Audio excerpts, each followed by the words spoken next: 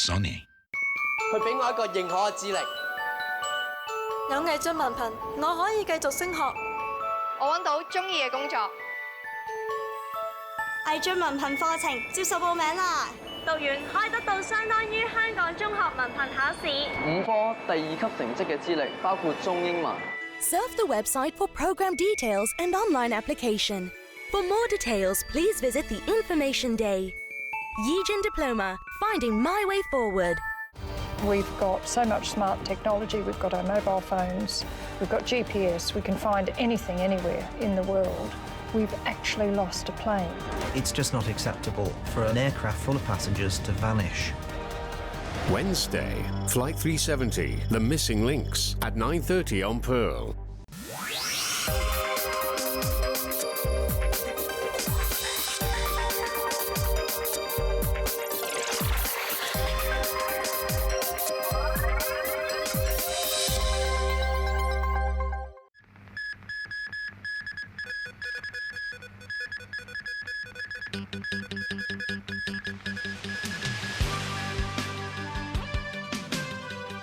A proposed MPF core fund to reduce investment risk.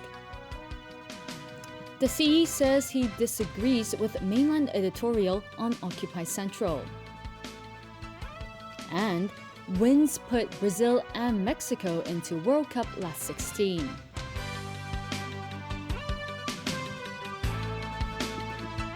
Good evening. The Mandatory Provident Fund Schemes Authority has proposed to set up a core fund.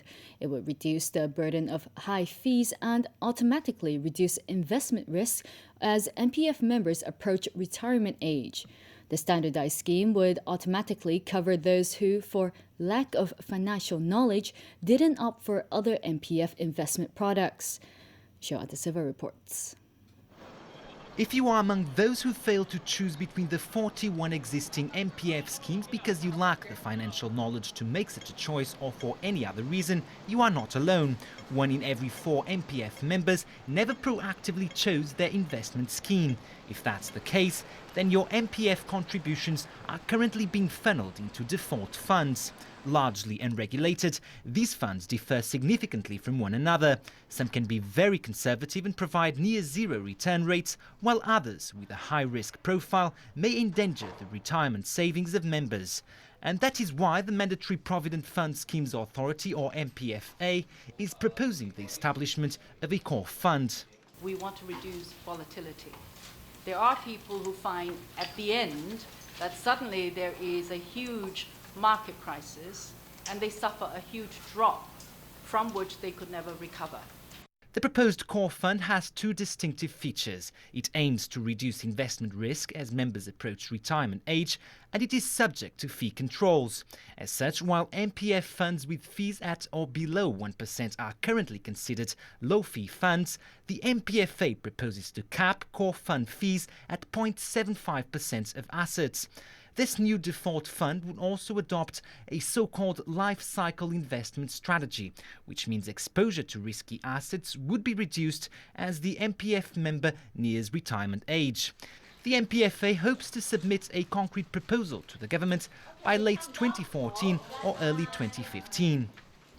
Because this proposal will have an impact on the investment of all MPF members, the Mandatory Provident Fund Schemes Authority is launching a 3-month public consultation that will end on the 30th of September.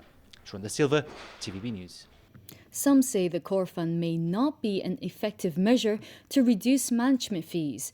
Meanwhile, members of the fund industry fear that the establishment of core funds will affect small-scale trust providers. Rani Samtani has that story. The Mandatory Provident Fund is often criticized for its administrative costs. Will members of the public consider using the core fund? This man said he's not interested and will follow his own investment strategy. Another said when he is about to retire and his MPF contributions add up to a big amount, he will consider putting the money into a core fund because it's safer. The Hong Kong Council of Social Service said the new fund would be a step in the right direction. But it called on the government to only establish one core fund instead of having each MPF fund scheme offer their own core fund. The fees are very high. So it would be much better and much cheaper if we run some major core fund. In other places like UK, they are the National Employment Saving Trust. They can offer a management fee of like 0.5% only. And in Sweden, their AP7 program, the fees is only about 0.3%, very much lower compared with the 1% proposal of the MPF authority today.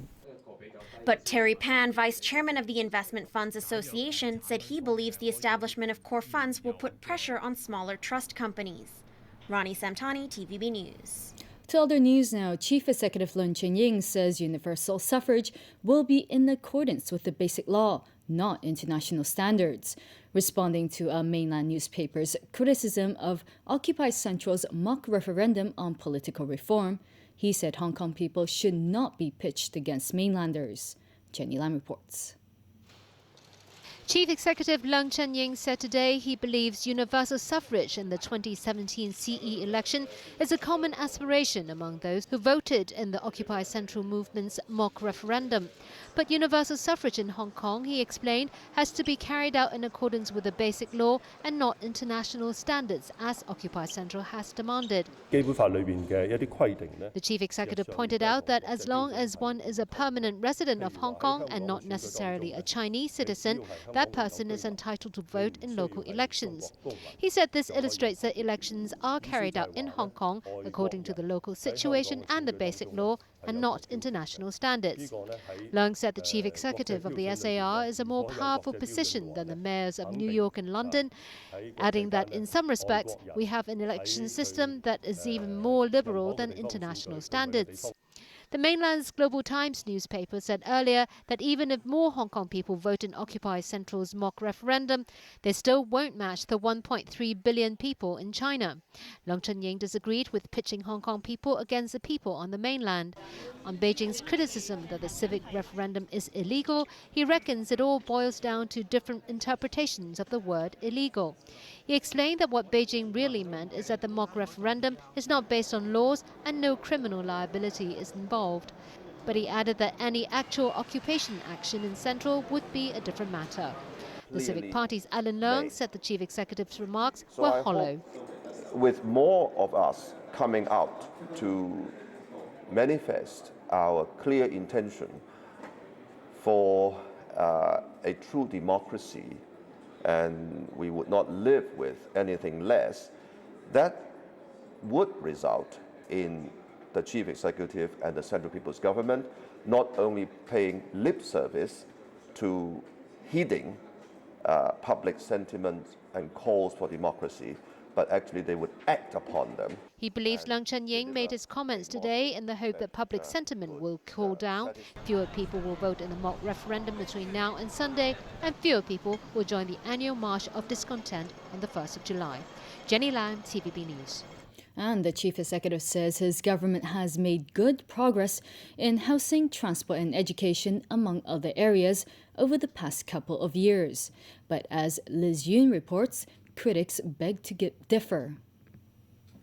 Support the needy, let youth flourish, unleash Hong Kong's potential. That's the title of the government's work report on its achievements over the past year.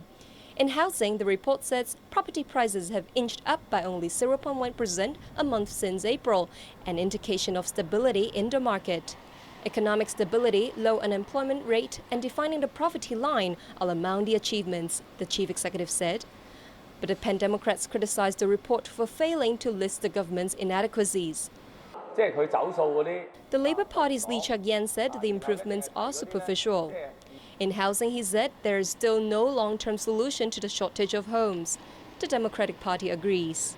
And it is very regrettable that the chief executive has not been able to reach consensus with many of the stakeholders and with the political parties, so that more land will be created to build public housing and, of course, also private housing.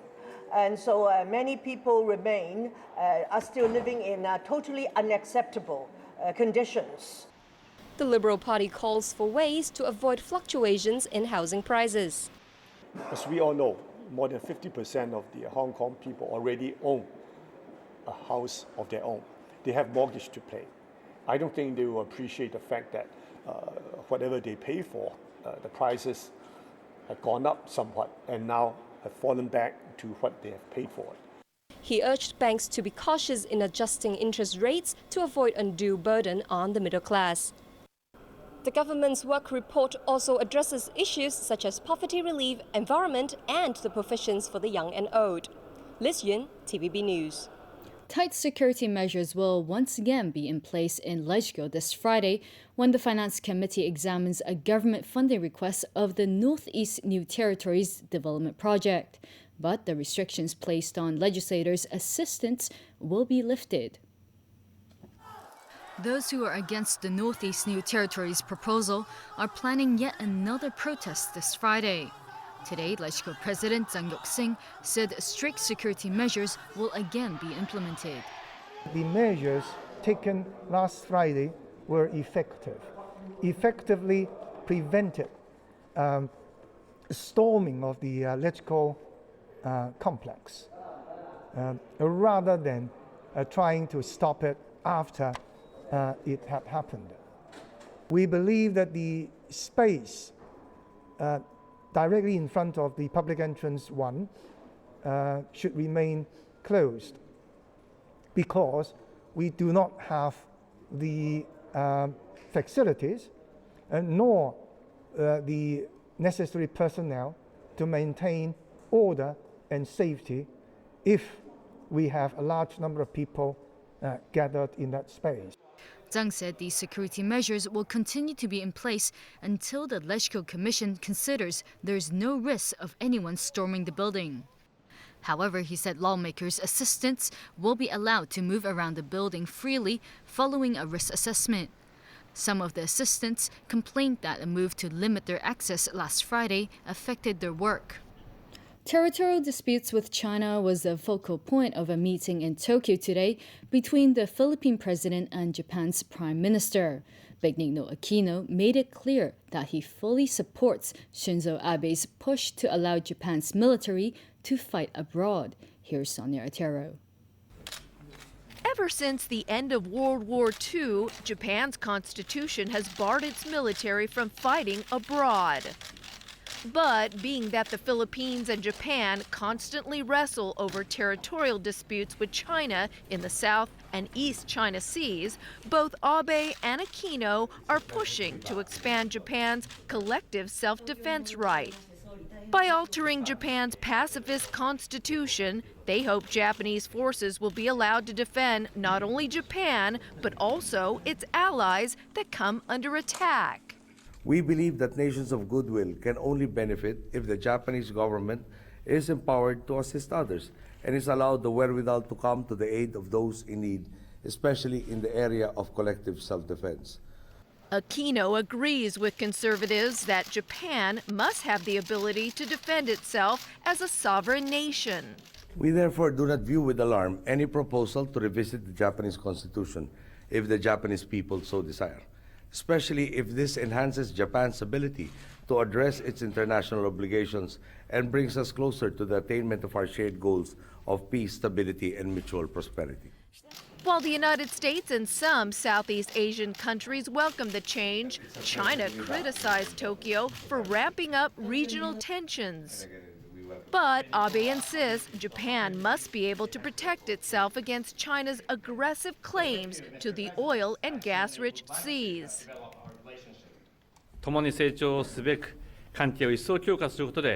Such was the case yesterday when Vietnamese state media reported that Chinese vessels rammed and heavily damaged one of their fishery control boats. No one was hurt, and both countries claimed they were operating within their own waters. To exacerbate the already tense situation, China announced plans to move a second oil rig closer to Vietnam's coast. Sonia Artero, TVB News. To Britain now, where former News of the World editor Andy Coulson was convicted of phone hacking in a case that shut down Rupert Murdoch's 168-year-old tabloid newspaper.